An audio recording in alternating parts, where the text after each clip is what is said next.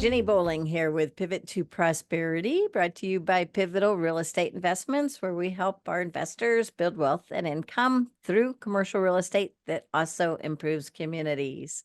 And today we have Nathan Milch in our midst here. Thank you for coming, Nathan. Appreciate it. Hey, Jenny. Thanks for having me on. Happy to be Yeah, here.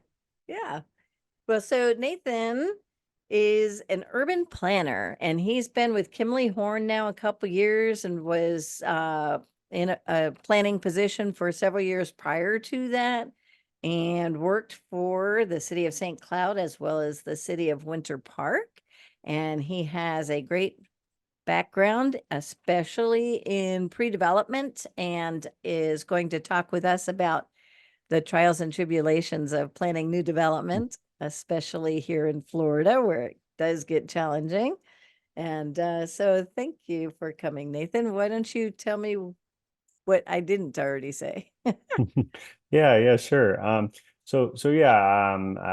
you said, Nathan Milch. I currently work as a land use planner for Kimley-Horn, which is a planning and design firm with that offers a whole lot of different services, which we can get into a little bit later.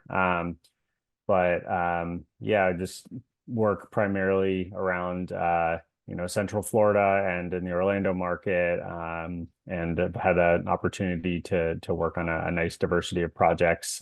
So you never get bored, not doing the same thing once, that's for sure, or twice, that's for sure. Um, but yeah, I think that's pretty much it. Well, before we go too far, we probably ought to have you go ahead and talk about all the different things Kimley-Horn does. Kimley-Horn's got a great reputation, and we'll probably forget to get back to it later. So I don't want to lose that opportunity. Mhm. So why don't you go ahead and talk a little bit about the many things that Kimley-Horn does? Essentially, Kimley-Horn is a design and civil engineering firm. So in terms of services, it's just about everything that you can think of. And we've got an aviation group, community planning, civil and development services. We're getting an energy group in Orlando that's starting to build, environmental services. In Orlando, we've got transportation, engineering, and then landscape architecture, water, wastewater, surface water, sustainable and green design, urban design, transportation planning, I already said, but we've got a group that focuses primarily on transit and rail. So just about everything that you can think of. I would say our Orlando group is I think we're up to like 280 or 90 folks now. So we're everyone's staying busy, and we're continuing to grow as the development is flourishing around Orlando and the surrounding area. So we're definitely being a part of that. But yeah, I'd say Kimley-Horn I've been here for a little over 2 years now, and I would say in terms of a place to work, I just can't believe how efficient things are ran, and it's really great working for a company that takes care of you, and then having the opportunity to work on a lot of high profile projects as well. So. Yeah, I would definitely say that too. You're an esteemed firm that does get some of those high profile projects. And my years at DOT, there were lots of road plans that were either done by Kimley-Horn or the pre-development at those stages as well. Mhm. So a lot of the PD&E studies and whatnot. Mhm. So good. Well, so tell us more about what specifically you get into, because I know you enjoy what you do, and I think it'd be fun to have you talk about it from maybe a start to finish kind of Yeah, sure. I guess what I specialize in is the pre-development and design side of a project. So um, essentially, a lot of our clients, which are either developers or home builders, will reach out, and they'll give us a parcel ID or an address. In a lot of cases, we have an understanding of what they do already. But with new clients, we understand what they're looking to do on the site, and how that would pencil out, I guess.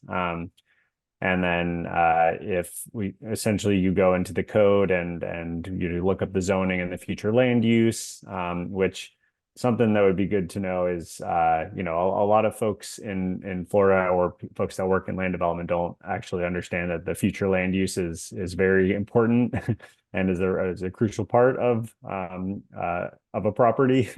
A lot of folks just understand that it's just, the zoning, can I do what I want? But there's some more to it than that.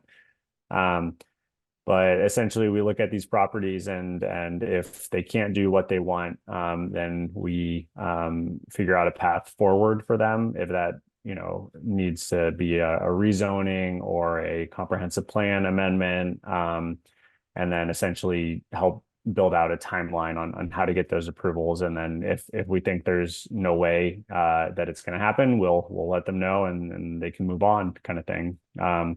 Because we work with all these municipalities so closely that I can tell you what a lot of the folks at Orange County are gonna answer before I have to ask the question. So a lot of times we can let our clients know upfront and save a lot about that back and forth. But Yeah, and that dovetails right into what we were talking about before we got on the recording here, and that's what Kimley-Horn is helping a lot of cities and counties rewrite or write maybe the first, well, I guess it's no first codes anymore, but land use and codes. So that's huge to have that kind of sway when you're representing a client too. yeah, it's nice that we're working with the public side on rewriting a lot of their land development regulations, or helping update their comprehensive plan, because these are the two main documents and governing documents in any area around Florida, at least. But you know when there's always that you're kind of on the fence where at the end of the day it is always the municipality and their staff that are going to be making these decisions, or the elected official. And we're just a consultant, and we can suggest what will be best, or what we think will be best. But they kind of get stuck in a spot sometimes where they're like, oh well, you guys wrote the code, like you can just you can just tell the county that this will be good here. And it's like, no, it's not how it works, sorry. Because at the end of the day, what we want when we're doing when we're writing these codes and helping update these plans is for positive development that's gonna help the community and gonna make great people places where folks are gonna want to go, where folks are gonna want to live and work in the future. So there's if you go ahead and just there's always an option to keep working through single family subdivisions. We've got a lot of those around Orlando, and it continues to sprawl out further. But at the end of the day, is that the type of, sometimes I feel like that's not the type of development that's going to make Orlando a better place. So yeah. Right. And so that's two things that I'm going to want to talk to you about. And I think one of them goes back for a second. We'll do this first on the code that's being written. Are you finding either Kimley-Horn or the cities and counties, the movement is towards placemaking, where it's more pedestrian friendly and less cars and more walkable? Is that the movement you're seeing? Yeah, that's definitely the trend. And what's going on in Orange County, for example, in September of this year, they're intending to adopt the new Orange Code and the Vision 2050, which I haven't worked too much on, but it's been a lot of my coworkers and colleagues over at Kimley. But essentially, the system that we have in place was adopted. I think the court case was Euclid v. Ambler in 1926, and that created Euclidean zoning, which is a complete separation of land use. So in a lot of places right now, you've got commercial zones and you've got residential zones. So you can't mix them, and that essentially just gives you your, your standard box, like big box retail development and single family neighborhoods. So in Orange County right now, there are some mixed use districts. However, you can't, in some cases, in a straight commercial site, you can't even put residential on there, and you couldn't create like a mixed use development. So what a lot of places are doing now is they're switching to a form-based code, which is a code that's based on, creating places and placemaking, like you had noted before. But essentially it allows for that mixture of uses, but it does it in a way that makes sense and is context sensitive, like mailman who's got to attack. But yeah, so basically that's where a lot of jurisdictions are transitioning into a form-based or transect-based code, where you have like essentially a compatible land use next to another compatible land use. You're not going to end up with a 20-story multifamily tower or commercial tower next to a single family home. So I'm glad you got into it like that. I didn't ever really relate to what form-based truly means. Mhm. And you're making it sound like it's like mixed use. Well, it allows a lot of more flexibility in uses, but it basically allows you to have more predictable results and create that public realm, using like physical form rather than a straight up separation of uses. So like a lot of form-based codes will, more so address the relationship between like a building facade and the public realm, and have larger sidewalks, and push people for cafe seating and really activate that public realm, rather than, if there is street parking, put the parking behind the building and have the building up against the right of way and frame the edges, so that you're not driving by and looking at a building way on the back of a site, and you're looking at a parking lot. You put the parker behind is one of the things that most places are requiring now. So yeah. And is the idea that you'll see more form and interesting buildings as you drive a road, as opposed to parking lots and miscellaneous site improvements? Yeah, I think that's part of it, but I think the big part of it is like you mentioned before, that placemaking and creating people places where, you know, it's like you can, like Park Avenue is a pretty good Yeah. example, like it's a place where people want to go. And over the years, Winter Park has done a really good job of fostering that type of environment, and they're working on it on Fairbanks now, but there's a lot of portions of Fairbanks, for example, that are that older style development where there's parking in the front and buildings in the back. But anything going forward, they're generally going to require you to have the building up front and create more people places and that. So It scares me just a little bit. I've cut so many buildings because they were too close to the road. yeah, But well, and yeah. that's the thing. It's in Orlando, and you worked in South Florida a whole lot. But we're not at the point where our traffic is so bad that no one wants to drive. And I think that in like South Florida, there's a lot of that's kind of the case in a lot of areas. But essentially, from an urban planning perspective, you're not going to, like, you need the investment in public transit and bike pedestrian paths and bus systems and the Sunrail expansion that they're talking about.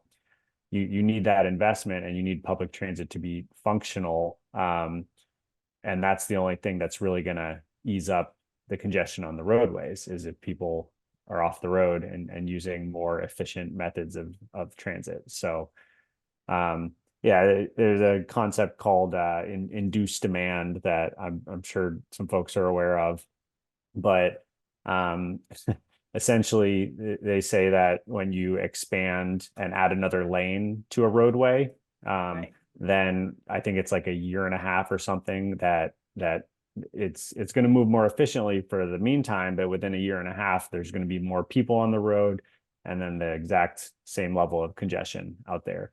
So rather than build another lane, build a giant bike path and put, and put transit stops and invest more in public infrastructure rather than doing that. That's good urban planning, essentially.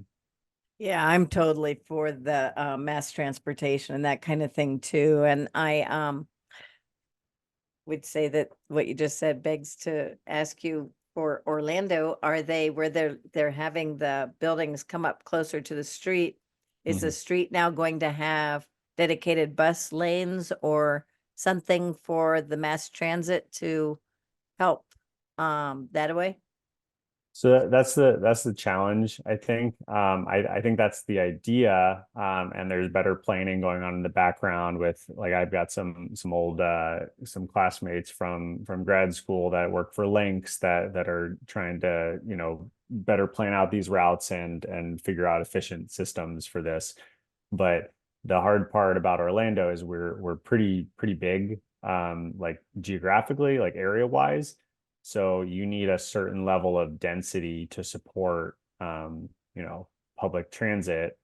So in a lot of places where there, is single family neighborhoods where, like I had mentioned sprawl earlier, that's just continuing to be like more of a cost burden on the local governments because they have to run infrastructure out there for just single family homes, rather than if you have a Baldwin Park where there's a mixed use community where people can live, work, and play and ride their bikes there. That makes more sense from like an overall like cost perspective for infrastructure. But also people can walk places. Whereas if you build a single use, single family subdivision, in a lot of cases, those people have to drive because they have no other options. And that just adds more to the congestion. It's a big feedback loop, essentially. It is. It is. And we know there's funding for more transportation. It'll be interesting to see how it gets actually used in Florida. But so let's go back to the site specific discussion. And if someone has a property and they're trying to figure out what they can do with it, would they ask you to tell them what the best thing to do with it is, or do you weigh in on the economics? Do you do a feasibility study at all? So a lot of the times what I don't work personally on the economic side. We do have some folks, not in our Orlando office, but I believe in a couple of our offices nearby that will do like a market study or a feasibility analysis to understand what the highest and best use is. A lot of times our clients already have that idea, or they're developers that have a bread and butter kind of thing that they work on. Yeah. But I would say a lot of times when we get started, they'll be like, hey, here's a piece of land, we want to do this, will this fit, and would the municipality and the regulations allow for it? So we'll go in and we've got a lot of really talented designers, and we'll go and we'll pull the shape file from online, which we use this software called GIS, and we'll bring a shape file into AutoCAD, and then we'll essentially design the site to scale, and say they want townhomes. We'll have the townhomes, make sure that there's enough stormwater on site, and our access is always a big thing to deal with. But essentially, we'll design a site, and then a lot of folks will ask for a due diligence report as well. So we'll put together this pretty comprehensive report. Where we'll outline essentially what they can do right now, and then the process forward and how long that would take, and the cost in terms of, like, we'll do impact fee estimates, that kind of stuff. So then usually they can take that, and a lot of the home builders require their lenders require a due diligence report to get approvals on those funds too. So that's more so in the case of the home builders, where we'll do the concept plan and due diligence report. but yeah, and then they'll decide if they, they'll have it under contract a lot of times when they come to us, and then they'll use some of our research to negotiate if they need to extend their due diligence period and so on. But yeah, so then if they need to go through like a rezoning or a land use amendment, then we'll help them along that way, so that they're pretty comfortable with what they can do by the time that they actually own the property. So. You would actually fill out the applications and attend any hearings that would be either with staff and or open to the public with and for the owners, and potentially be the one to step up to the podium. Yeah. So we will go up, and it's always good when our client or the developer or the builder is there at a public hearing to show face. But yeah, we guide them through the process, and essentially get them to the point where they can do what they want on the property. And we act as that liaison when we're negotiating on a site with staff. So because sometimes, like for example, I have a lot of friends at the municipalities and people that I've worked pretty closely with over the years. So I've got good relationships with them. So I don't necessarily want to be the bad guy sometimes. So then we need the developer has to be the bad guy sometimes, because if you think about it, like they're the ones that are, taking the risk, making the financial investment, taking their millions of dollars and putting it into this. So they in a lot of cases, you have to fight for what you want, and we help support them with all of the details and the ability to fight a lot of those battles. But a lot of times I'm kind of like acting as the liaison and communicating between the developer and the jurisdiction to get those approvals. Well, and that's key. It really is. I know that firsthand, but I'll tell you, and I do syndications. Mhm. A lot of builders, developers in particular, will do the land entitlement separate and Mhm. then syndicate once they have permits to go vertical. And Mhm. so that's when they actually get their construction loan and whatnot. And so do you get involved in any of that part of it too? No, not. So No. that's kind of the thing. That's why on my LinkedIn profile I have, pre-development and entitlements, because a lot of the time on these projects it's actually kind of funny, but I'd work on a high profile project on iDrive, spend 6 months to a year, get the site approved and designed. And then there's another step after that, which is, preparing the full-on construction documents. And I unless some of the engineers have questions about the intent up front, then I'm usually just out at that point. So I move on to the next one. And then, I'm at the point in my career where I'm starting to see a couple of the projects and it's a long process. So I'm starting to see some of them constructed. There's a lot under construction, but I suspect in 5-10 years I'm going to see a lot of these sites built, which is going to be pretty cool. So, but I just don't really see that side of the business or operations. Which is kind of funny. But Yeah, and it takes so long, but you will see it because if mhm. they are indeed proceeding, then yeah, it's very satisfying. I know. So you're doing a lot of work down in the iDrive area then, are you?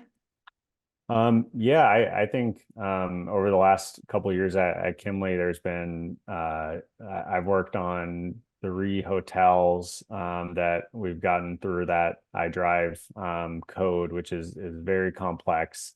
And then there's a couple more that we have in the pipeline that are exciting ones, a couple entertainment uses, and then besides that, a lot of what I do now is there's a lot of like mixed use projects that we're working on, which are some other exciting ones coming to Orlando, just outside of the iDrive area. But there's a couple, there's 2 pretty dense and intense mixed use villages that I'm working on that are couple 100-acre projects that are going to be 20 stories with, commercial retail on the bottom and residential on top, and then the condo hotel split as well. So those are, 5,000 unit plus over 1 million square feet of commercial a pop. So those are ones where, you do the master planning side of things. And I'm sure those are the projects that should they go through, which I'm hoping they will, because a lot of them are in process still. That would be one where it'd probably be 15, 20 year until they're built out. And yeah, so those would be really cool to visit in a decade or two. Are these public knowledge, or do you have to, some of them under wraps there? I mean, they are like public document submittals Right, that's and what I stuff, figured. but Florida yeah, sunshine, right? yeah. So, but just at discretion.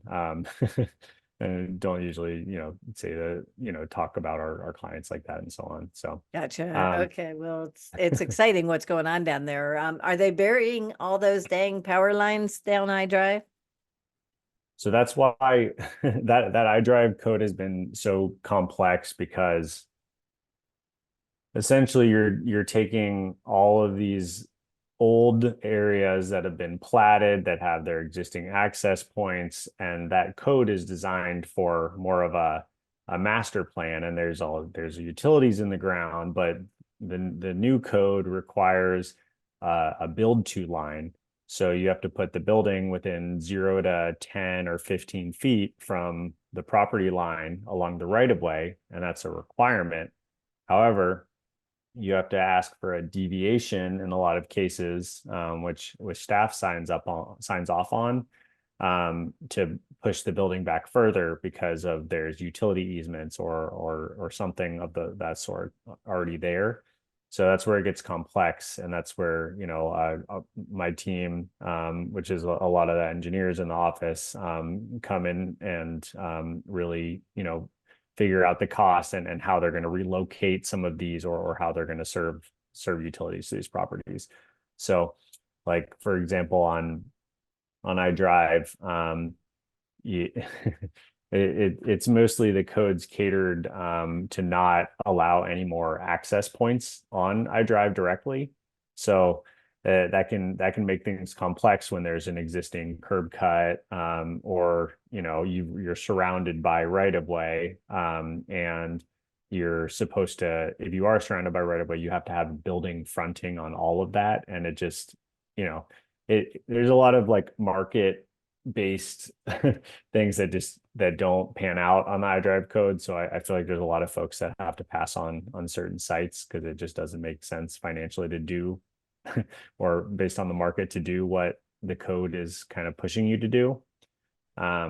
So yeah, that's a fun, complex one, but I think our team has probably done the most amount of those iDrive projects, so we're very familiar now. But I remember when access management came to DOT in the 90s, and we had to do some studies on what's going to cost if we really are going to close all these driveways. yeah, It was amazing. Yeah.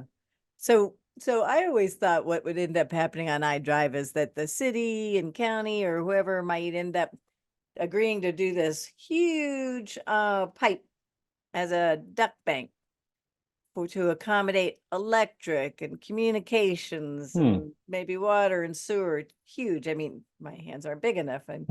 And then, you put all these PVC things all through there in separation. And of course, electric, you have to kind of keep more separate sometimes than others. But yeah. I just figured that's what it was going to come down to someday.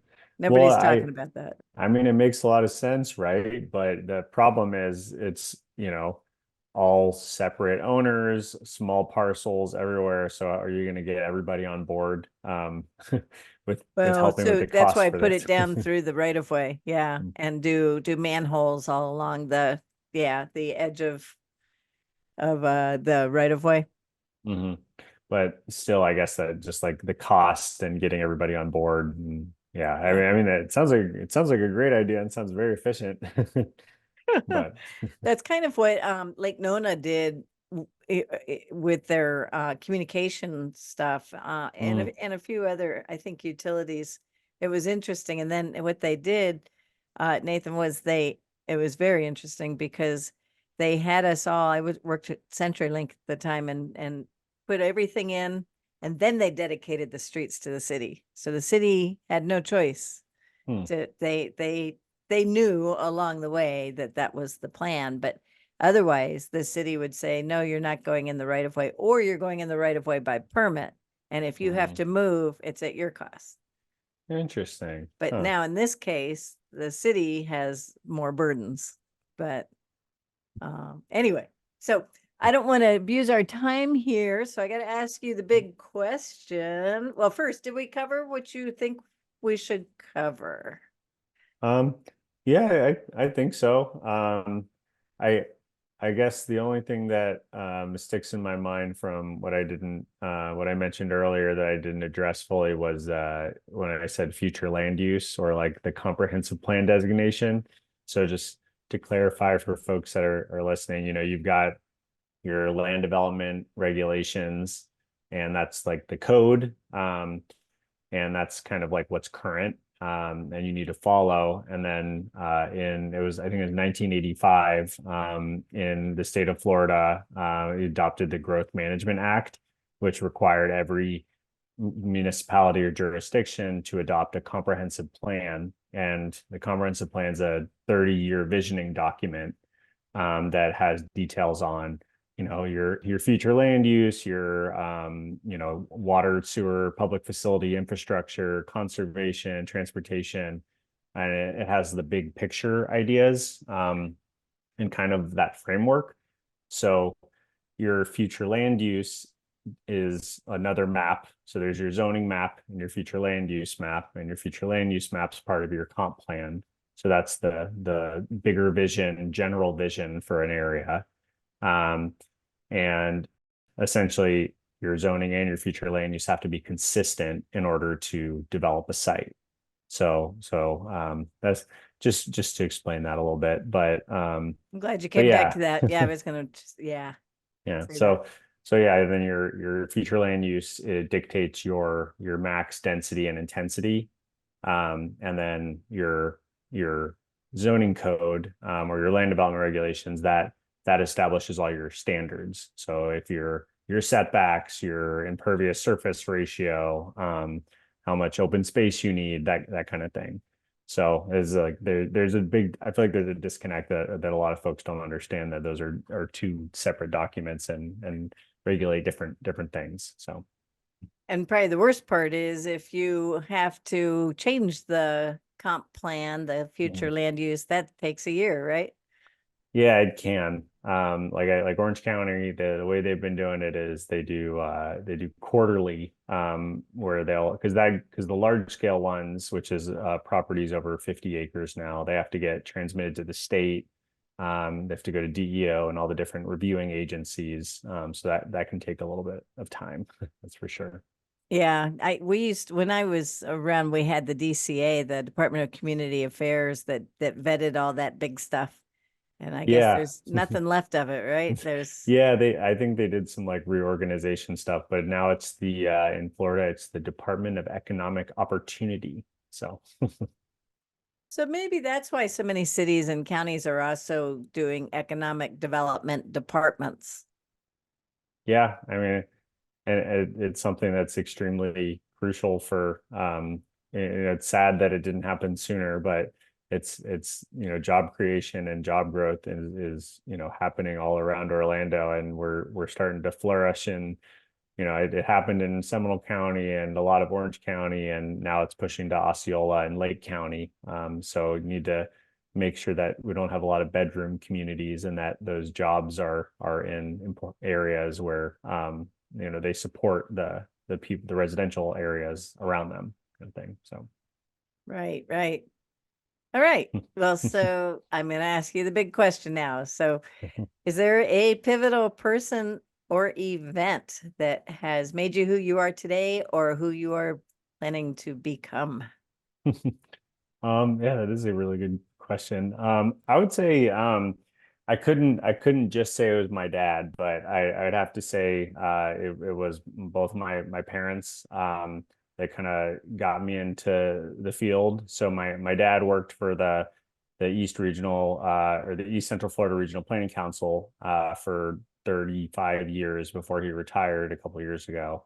So he did more large scale planning work and doesn't get into the nitty gritty like I do. But him talking about his vision for the growth of Central Florida and the area was inspiring to me. And then my mom has worked just about every environmental job that you can imagine. So she's a river keeper right now, worked for municipalities, and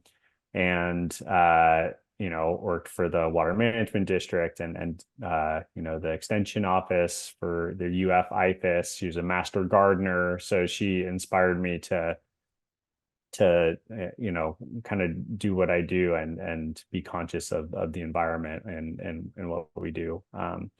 So yeah, I'd say it was both my parents kind of led me to where I am today, and inspired me to do what I do. So Fantastic. All right. Okay. Well, and if you want to, we can call them out on the show notes and recognize them as pivotal.